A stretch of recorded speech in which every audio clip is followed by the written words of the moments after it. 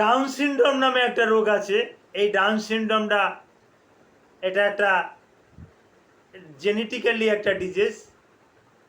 মানবদেহে 13 জোড়া বা 46টি ক্রোমোজোম আছে, কিন্তু এই একেবারে 21 নম্বরের ক্রোমোজোম সংখ্যাটা যদি আবার দ্বিগুণ হয়ে যায়, আমি আবার বলছি, 21 নম্বরের যে ক্রোমোজোম সংখ্যা আছে, 21 নম্বরে যে ক্রোমোজোমটা আছে, এইটারই একটা রোগ।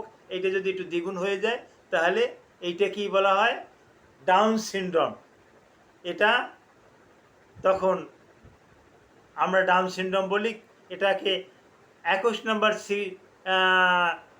ক্রোমোজোমের রোগও কিন্তু বলা যায়। এটা কিন্তু নিকটস্থ আত্মীয়র মাধ্যমে, বিবাহ বন্ধনের মাধ্যমে হয়। খালাতো বোন, মামাতো বোন, ফুফাতো বোন, চাচাতো বোন, এদেরকে বিবাহ করার পরিপ্রেক্ষিতে এই রোগগুলো হয়ে থাকে, ডাউন সিনড্রোম হয়ে থাকে। Thank you all.